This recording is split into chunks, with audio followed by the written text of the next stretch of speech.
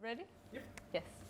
Okay, so we've just watched the movie Once Upon a Time in Venezuela. It was directed by Annabel Rodriguez, and it's nominated for the Oscars in 2021. And well, there's so much to bring up in this movie. There's environmental and political decay. We see a population that's desperate to fix something that's irreversibly damaged. And we have with us here today Romeo Chaar and Justin Fuentes. Yes. Thank you so much for joining us. Thank you. Justin is a dancer, choreographer, creative director from Venezuela, and he's here to represent his country. And Romeo is a physical educator, yes. And you also work as a personal trainer soon. Yes. And you're also here as an educator.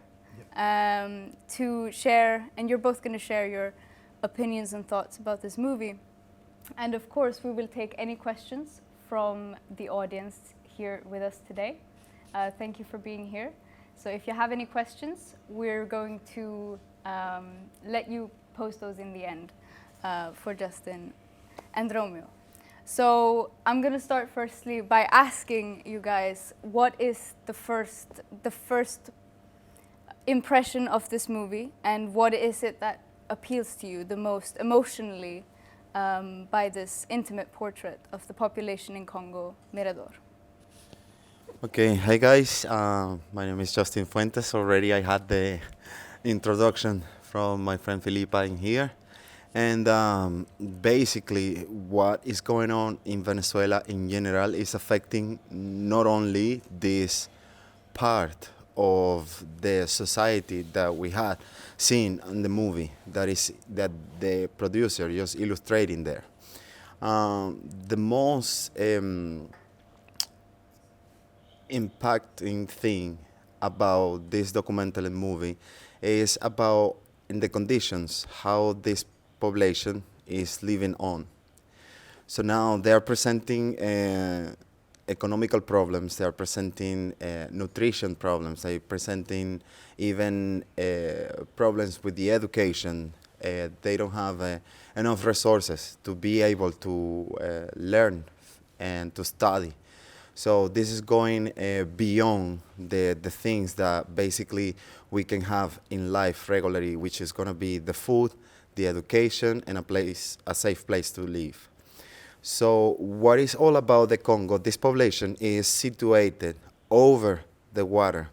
So basically their needs are going like extremely more, even worse than what even the needs that a regular person can have living in a regular house. Yeah.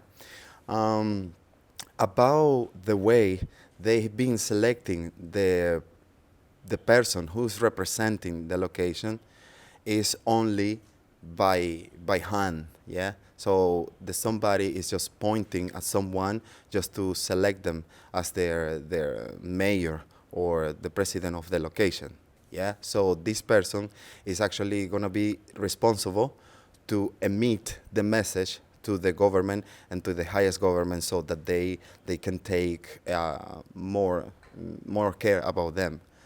Also, is all about culture and the way they've been managing their life through generations.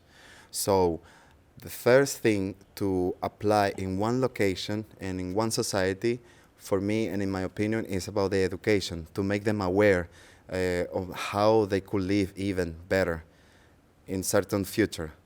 So this is more way far to what could we understand in the first look, but was like a little bit of what it touched the most my heart in there. Thank you. What about you?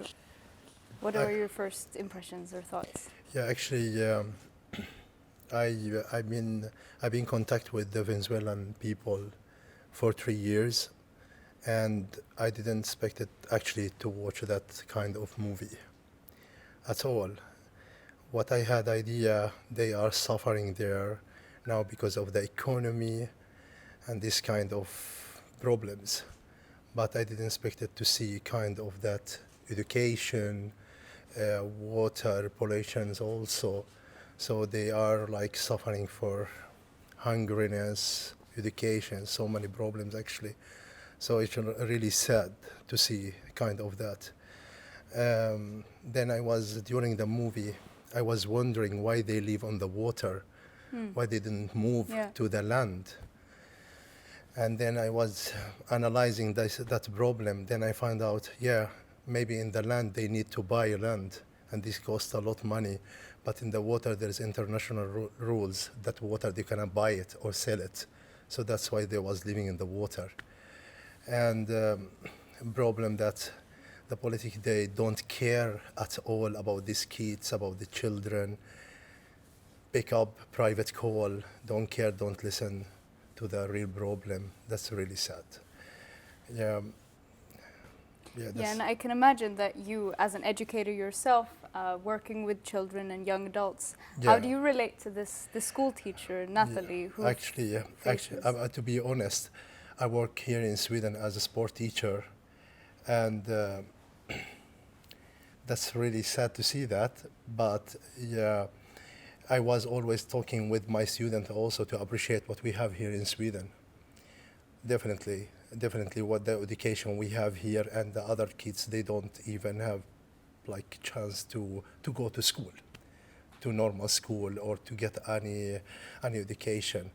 So I think this movie should be like out to so many generation or like level kids and youngs, teenage, to see how other children in the other worlds suffering to get any like opportunity or like chance to go to school even. We have a lot to talk about it. I have contact also with so many Venezuelan friends. I got a lot of information, but what I saw today, it was like the worst actually. And something that struck me was this how institutional power, like in the sense of the government and the governor and this teacher or like representative of the government comes to the teacher and says that you're doing everything wrong and you can't stay here. Have you seen any other examples in other places that you've taught this discrepancy between power and the access to education, how it's not helping but actually taking a step back? For me, as a person, I'm half Middle Eastern, half European. Even in Middle East, they have some kind of that, but not in Europe. Absolutely not. I didn't saw something similar. But this is what I saw in this school. It was the worst, actually. Never saw something like that. But I heard from Venezuelan a lot about that, but nothing similar. I lived here in Sweden. I'm very satisfied for that, and thankful for the government also what they're doing for the education and for school and student. But there is nothing similar what I saw today. No. About Justin, I don't. Justin, a question for you. So we see this woman who is the kind of leader, the governor of Congo Mirador. Would you say that the relationship that she has, like, to the government, you know, how she has these pictures of Chavez on the wall, and that she says that, oh, we'll still continue to vote for Maduro even if he's different from Chavez and represents the same party but still a different ideal. So is it common in Venezuela to idolize your leaders like that? Actually, for this, it is. It is very common for the population that they have fanatism for the government or for certain person in there. What happened in there through the story is that Chavez gave the opportunity to this kind of people to just have a little bit more that they actually could have. He got a good plans, but everything went wrong. So the thing in there is all about how the government manipulates the population, and the way they treat people through money. So they buy the way the people is reacting through certain parties. So they pay for the votes and they put money on in their house so that they say, okay, so this party is supporting my family. Oh God, thankful for this. I'm gonna vote for this person because this person for sure is gonna do something for the country. It's a lie. Everything is just in the beginning for the political campaign. So they just used to do that right before everything is happening, right? The elections, right? The how they're gonna choose the president or the new mayor, so that they said, okay, this person is helping me, so why not to vote for him, right?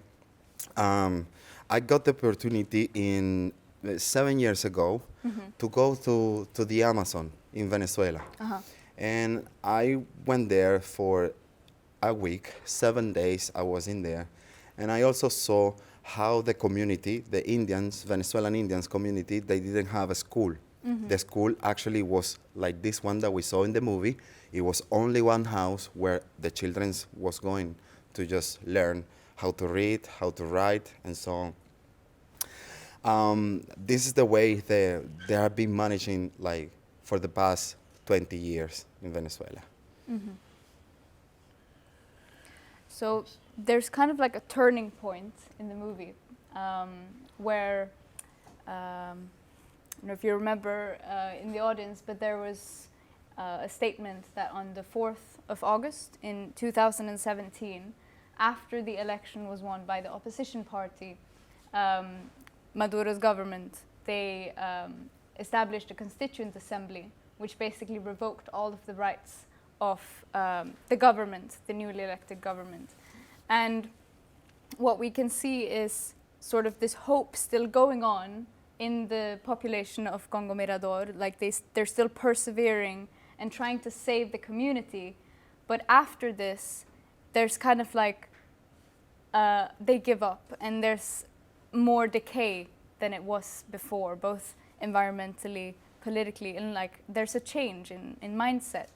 And how would you say that this relates to the greater population of Venezuela? There's a lot of Venezuelans leaving the country. You've also left the country for opportunity, etc. Yeah.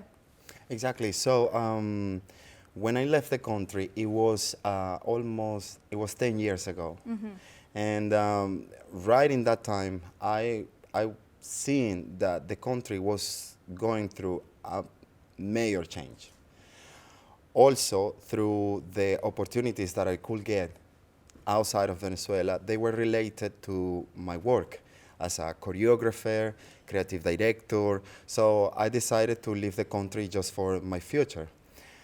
While in the Congo Mirador, when these children doesn't have even the opportunity to have a toy in December, or even a different meal, then it's not gonna be like the meat that they farm there or the fish that they catch in there. So this kind of people is immigrating to Colombia because Colombia is right beside Venezuela and is actually just a few kilometers from this community and this state in Venezuela, which is El Zulia.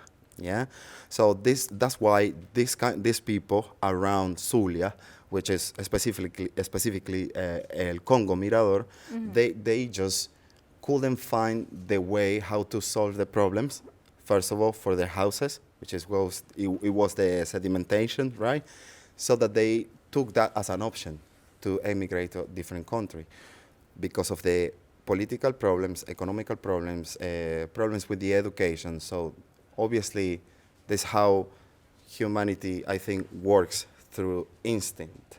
You're not happy somewhere, you're just gonna move somewhere else. I would love to talk about moving from the country of Venezuela. I would love to talk about a person who's or she is here now in Sweden. She moved here 1 year ago, and I talk from her, like, approved to talk about her name. Her name Solay Mercedes Yepes, and she is like 69 years old.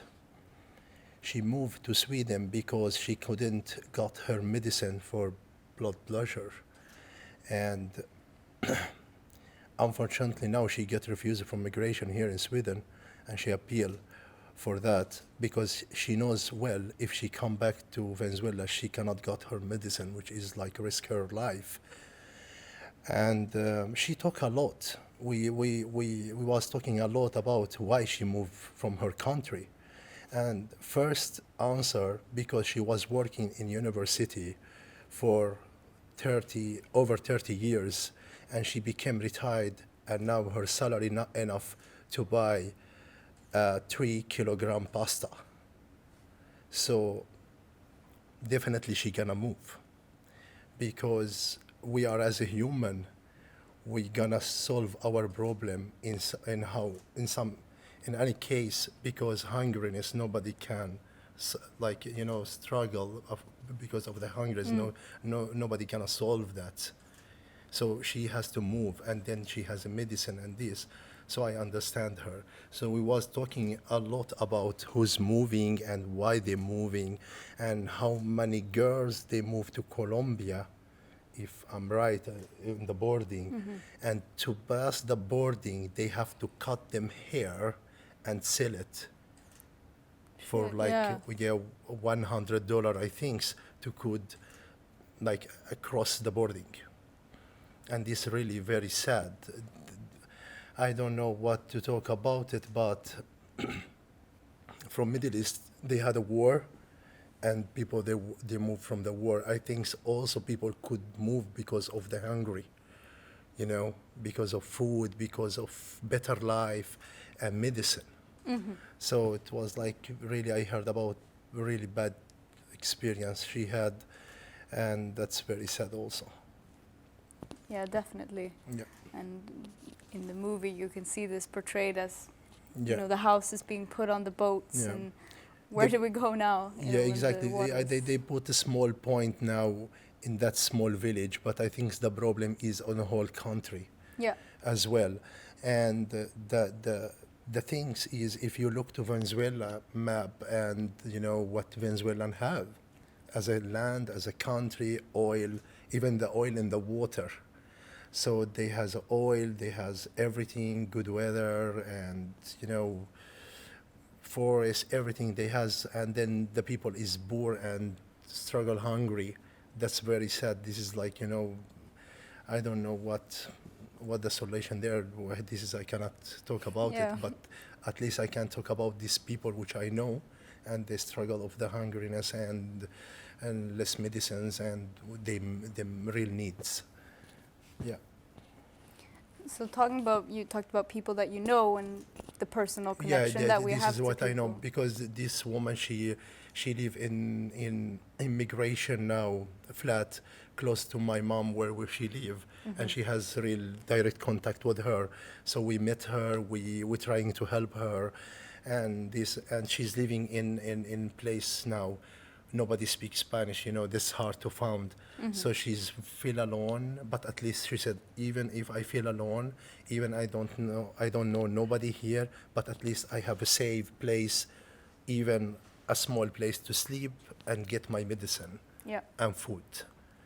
So the less right of a human she want. She not dreaming to be a politic and not living in big villa or something. This is what she thinking about. I have direct contact with her, and I had contact with her before I came here, and I asked her, could I say your name? She told me, of course, because this is what I'm battling through, and this is the truth. Yeah, to give her a platform as well. Exactly. Yeah, that's nice. Yeah. Does your family still live in Venezuela, Justin? Yeah, I have a part of my family in there, and part of my friends too. So many of them, they immigrate also. But yeah, I have a relative in there, my aunties, my uncles, cousins, colleagues still even, so that they've been touched by the situation in general, by the government, how is it called, corruption, what we had, the inflation and the corruption that they have in there.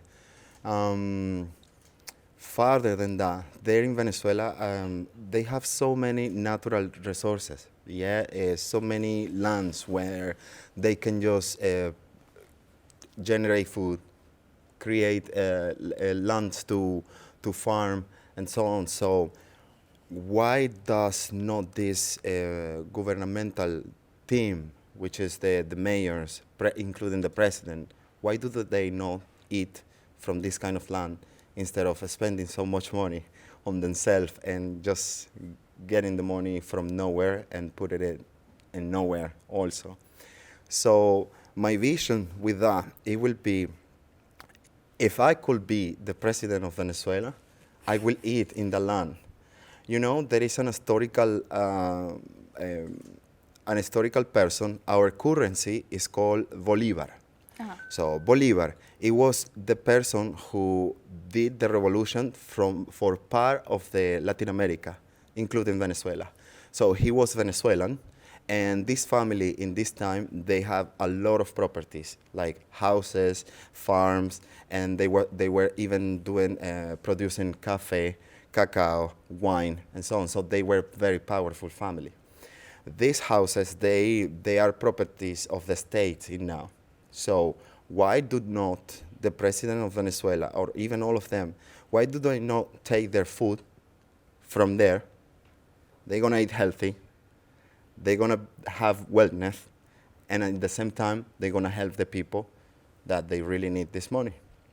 So what do they not, instead of putting their money in different places, what do they know solve the problem that all of these there. communities, yeah, by the example, Congo Mirador, yes? So these are things that they are out of control and is beyond understanding. For sure.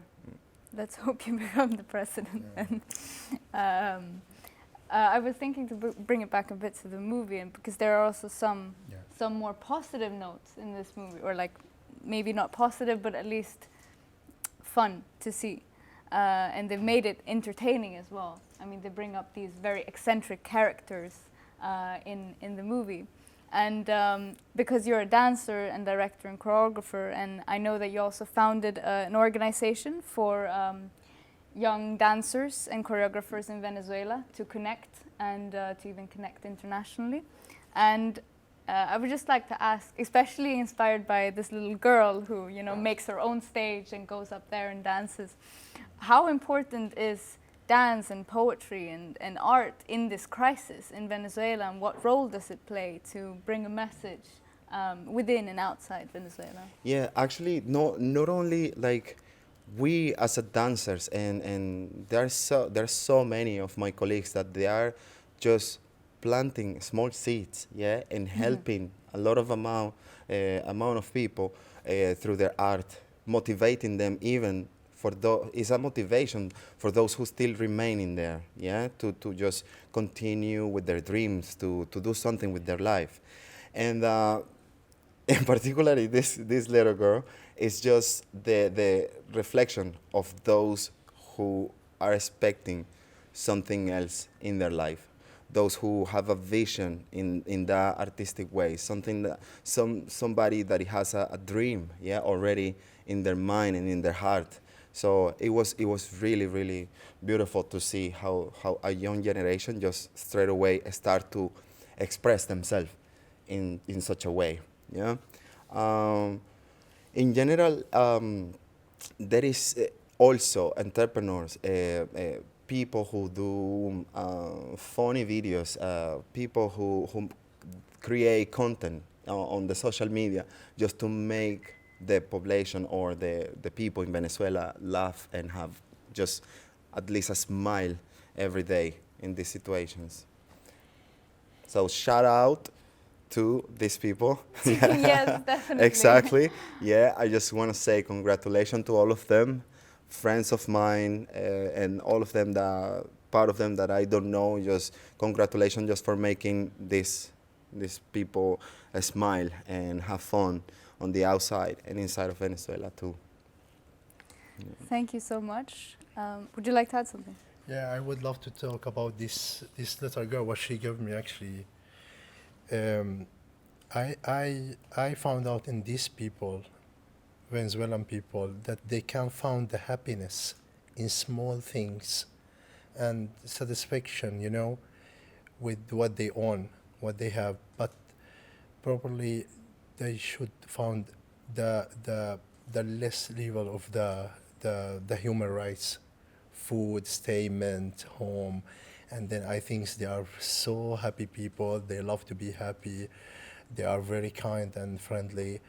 I hope the best for them, and I hope they're gonna go for this revelation, I can say, to better life, and they will be successful. I think popular and public, they are always successful against any dictator, and I hope the best for them. I think That's that's what I can talk a beautiful note to end it on. Yeah. Do we have any questions from the audience at this point? Yes. Get it first. I got one question actually. One thing that I reflected on was when, yeah, sure. Thanks. The question was they were trying to buy votes going around, obviously, and people do that in different countries. But the people rejecting, even though living in extreme poverty, they rejected the money because it's time for change. What were your opinions on that? That the money is not important, but it is important, but not for this. The change is much more important. What was your idea on that?